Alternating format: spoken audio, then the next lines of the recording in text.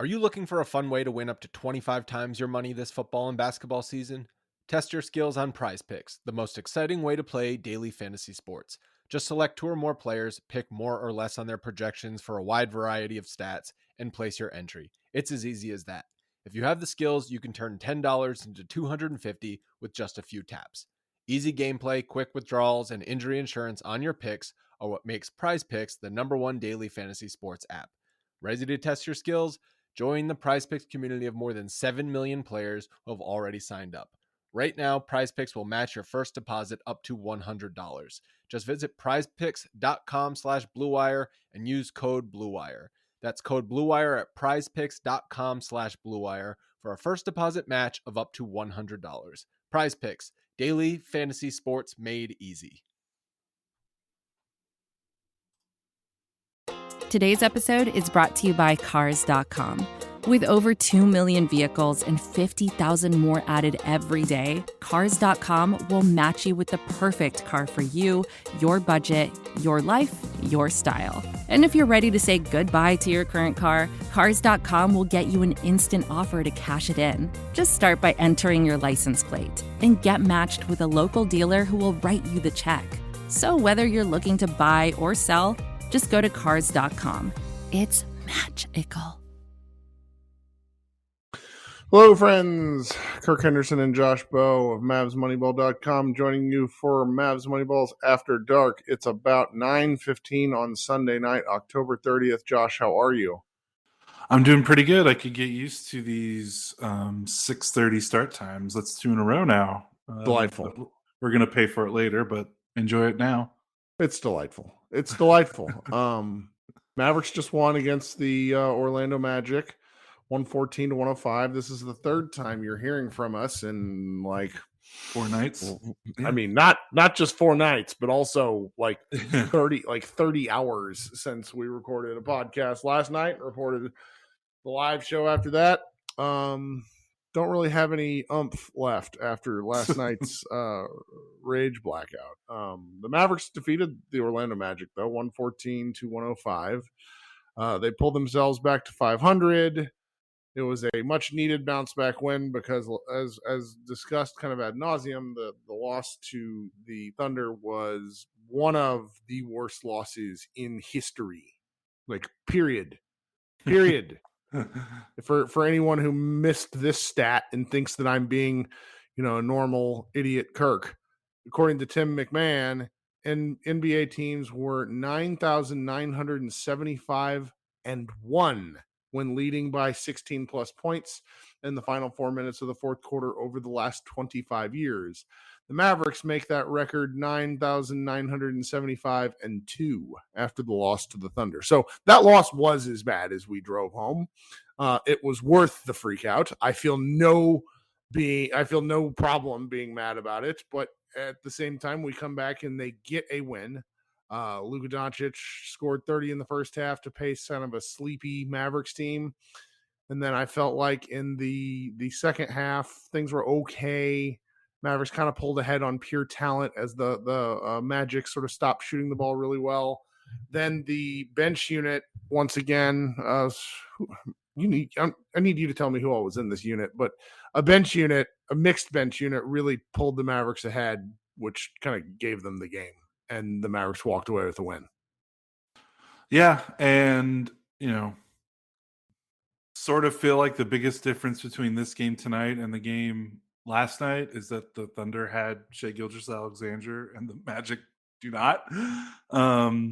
Because the Magic the Magic got off to they had a good first quarter because this JaVale McGee thing just keeps happening. And the defense is just really bad when he's on the floor because he just can't really move right now. And so the Magic scored 34 points in the first quarter.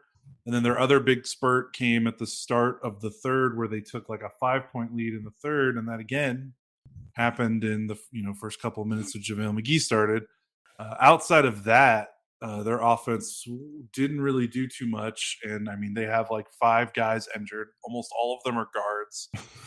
They didn't play a single point guard tonight, unless you count RJ Hampton, who is a shooting guard in a point guard's body.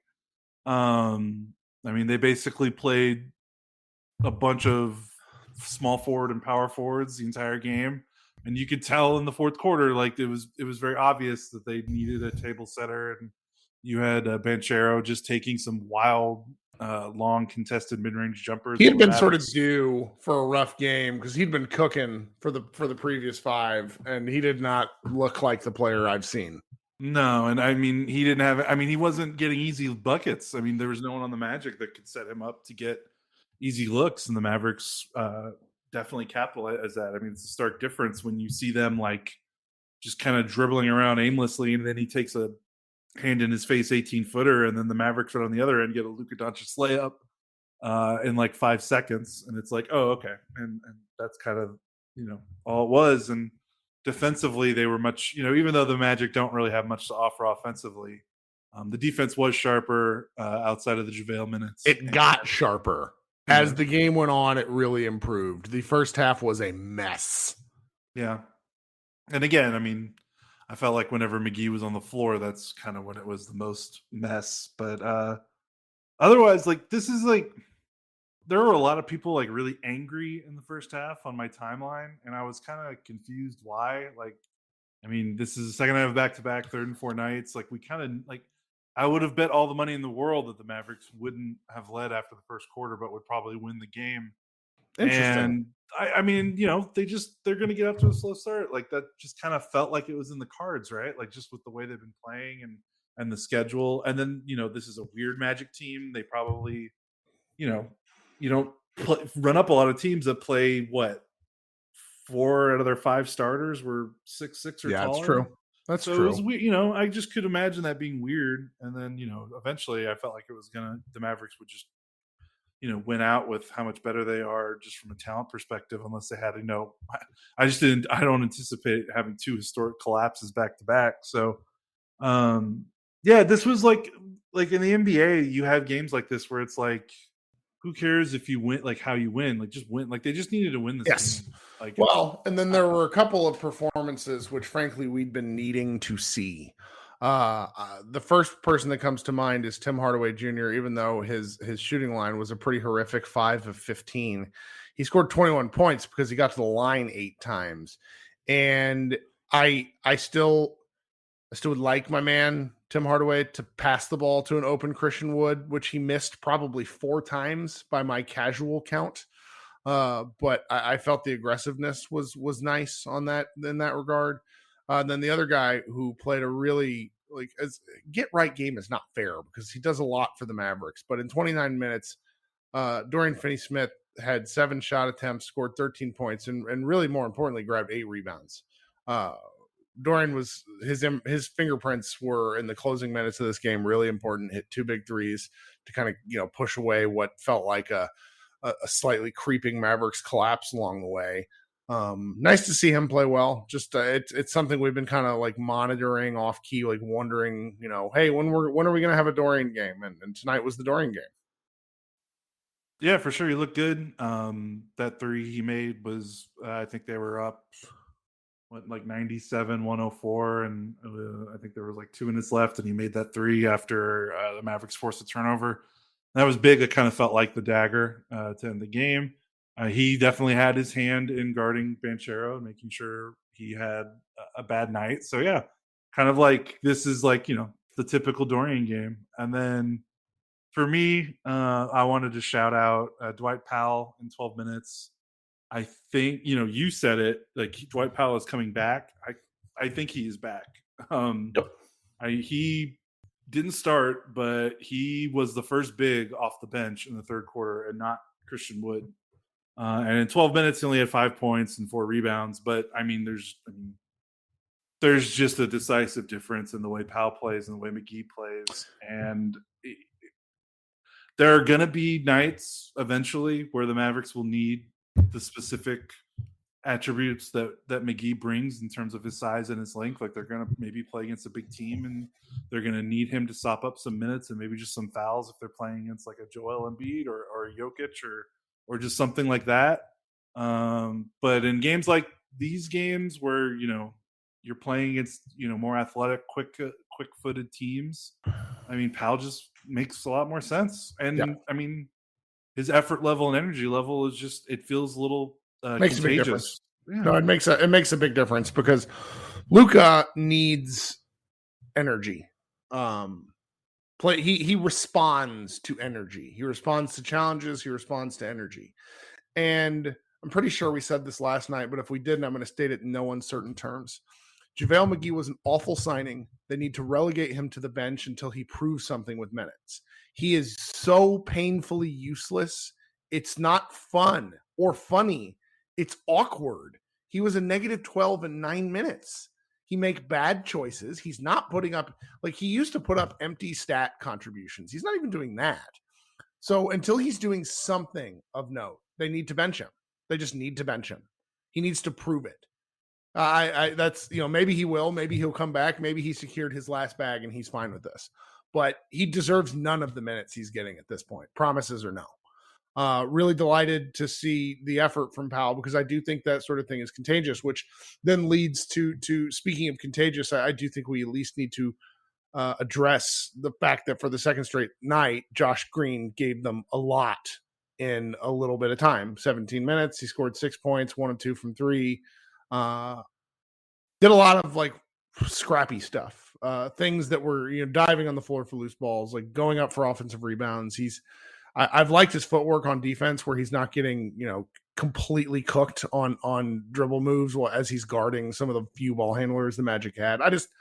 I'm very hard on Josh Green. I think that the discourse surrounding Josh Green is bordering on toxic because people expect things out of him that I just don't want to put on his plate. But I do think that we have to at least admit when he comes into the game, these past 2 games, he's made a big difference when he's played. And that's something to look into. Yeah, he has 6 steals in the last 3 games, in the Nets, Thunder, and now this Magic game. And yeah, I think that's something that's really bugged me with Green is that there's been a twinge of like disappointment to his start to the season, and I feel like despite the fact that like he's doing things and he's getting into games and he's directly leading into wins, which by the way did not happen all that often last season. Like no. He got more minutes than his rookie year, but I mean, his impact was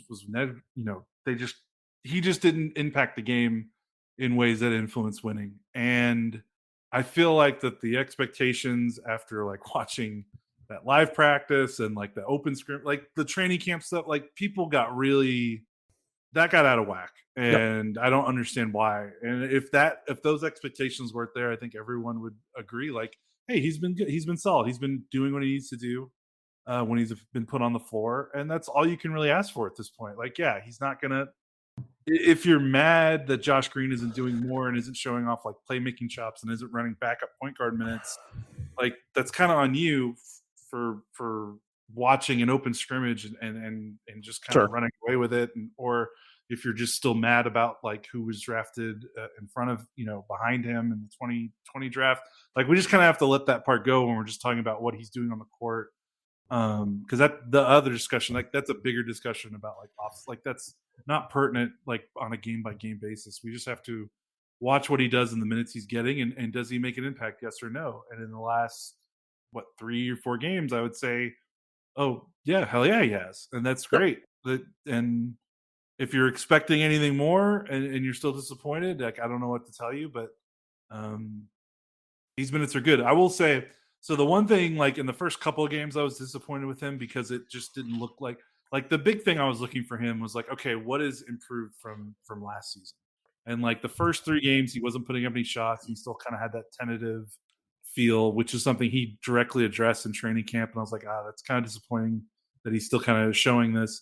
He's shooting a little bit more in these last 3 games, which is great. But for me, the thing that I've noticed is his finishing at the basket real nice is way better. And this is something that dogged him in college and dogged him up until now.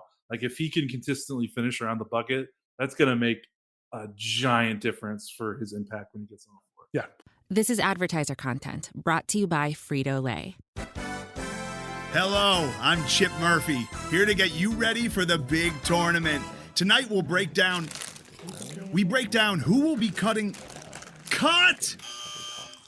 What are you two doing? Sorry, Chip. Prez here got his feathers ruffled when I told him Ruffles has zero chance of winning the title. And I was letting Dip know that she is not taking into account Ruffles' iconic ridges. Guys, it's March. We have to start talking about the tournament. We are. It is the 2023 Frito-Lay Snack It. We're talking about big-time matchups between Cheetos, Smart Food, Lay's, Sun Chips, and more. Just head to the Frito-Lay Snack Bracket and vote for your favorite chip, pretzel, or dip for a chance to win up to $1,000 or a year's worth of snacks. This sounds great. Keep up the good work. Just go to fritolaysnackit.sbnation.com. No purchase necessary. Sweepstakes ends 4/3/2023. Void where prohibited. Year's worth of snacks awarded in the form of 52 coupons, each good for one bag of chips. See official rules at fritolaysnackit.sbnation.com. Well, and it's difficult to talk about this because there's just not the volume. Yeah. I mean, right now, prior to tonight's game, so including tonight's game, he was 2 of 3. So including tonight's game, he's 9 of 14 for the season shooting anywhere. So he's taken 14 shots in 6 games. It's difficult to judge that. Like Luka Doncic takes 14 shots in a half. it's a different standard of judgment, and that's not a criticism. It's just a note. So I would like for him, he even tonight he passed up a couple of looks. He did, but the attacking is nice. I feel like there's we're rounding a curve on elements of decision making that are moving away from frenetic hot potato basketball to I'm going to do this specific thing when I'm in this situation that I recognize. So I don't know. I'm pleased. I'm really tough on the guy, and it's something to it's not going to happen every game. The slow build, he's going to have step back. That's fine. But with this rotation, he doesn't necessarily have to come in and play amazing every game. If he can spell, like, there's been a lot of complaints, like loud complaints about Reggie Bullock minutes because Bullock's been kind of ineffective. I think it's true. And it's like, is there any way to kind of curb Bullock's minutes as he figures his way out? I mean, he figures his way out every year. There's math to show it if you go look month by month. And so if Green can help in that regard, that's nice. Which, yeah, I mean, and then like the last person I think is worth touching on is Christian Wood. Jason Kidd had kind of a bizarre post-game quote or pre-game quote that I felt like it was a shot at Christian Wood, more or less, is what I felt. It's like, I should go find the Tim McMahon quote. It's let me just this is much better than me shooting my mouth off. The Tim McMahon quote before the game was, where did we go here? Just really great podcasting. I'm sorry, guys. I can't find it. What's wrong with me? Oh, here it is. Being unselfish is a big thing that we talk about in that locker room, and that goes for everybody. There were elements in the game last night where Wood got visibly unhappy with some of the times he didn't have the ball. Now, I could be reading way too much into this, but Wood is a talented player, and Wood is going to need to figure elements of what he needs to be doing better in this offense, because he had a great first 4 games and has had a rough past 2 games.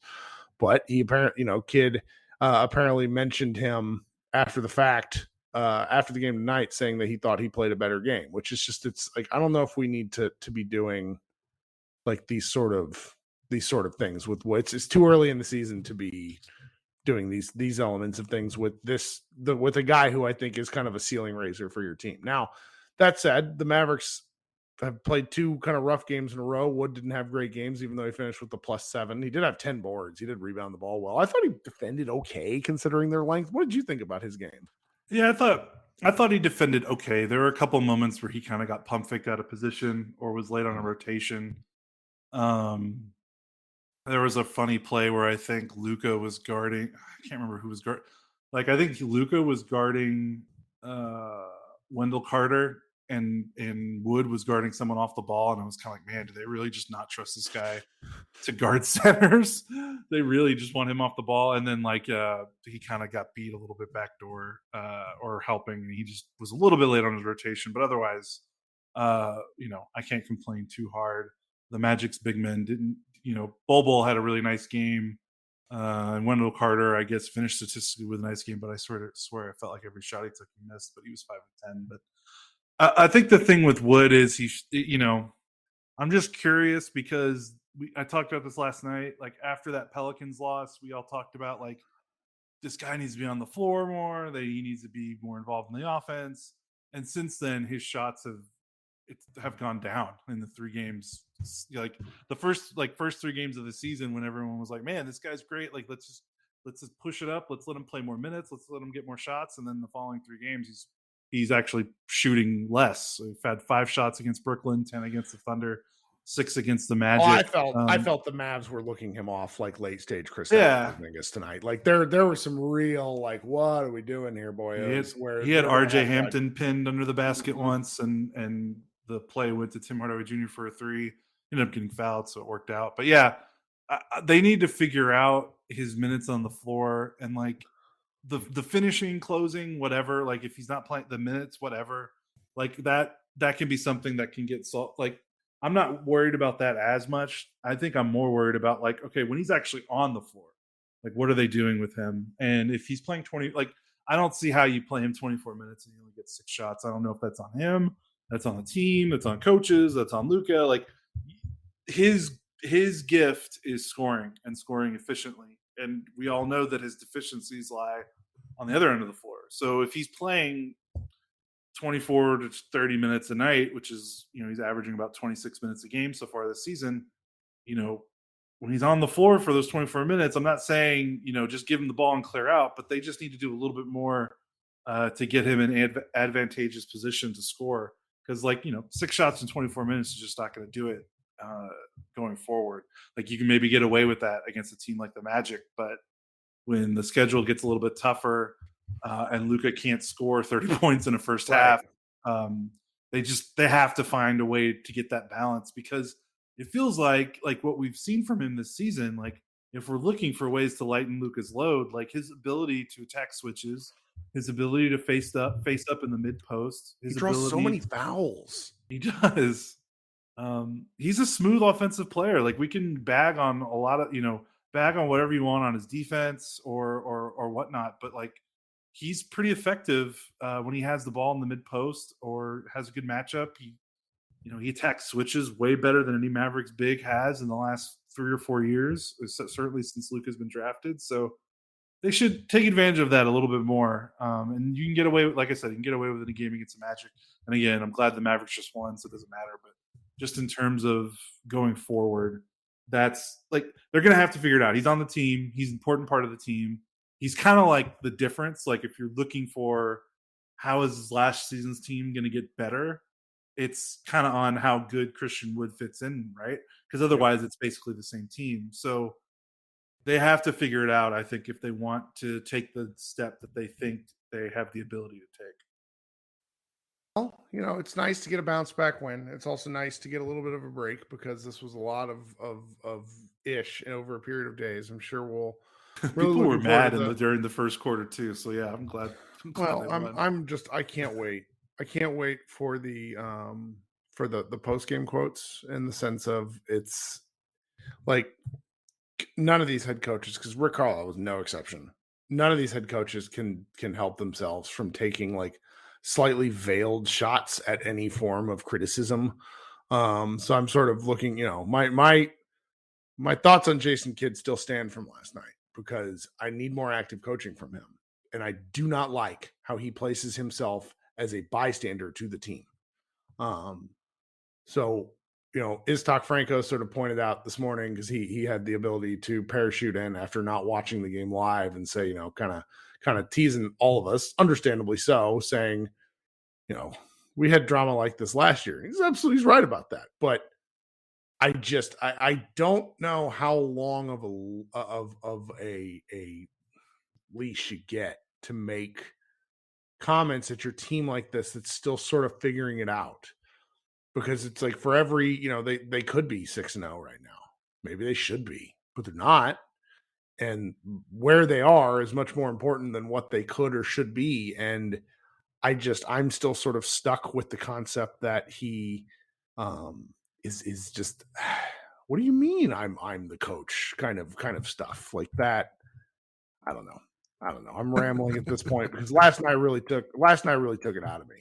And then No, I I woke up understand. this morning, and one of the first things I mean, we talked about this last night on the tweet, but like one of the first things I saw again was Isaac Harris's tweet about the Mavericks are 0-1 without JaVale.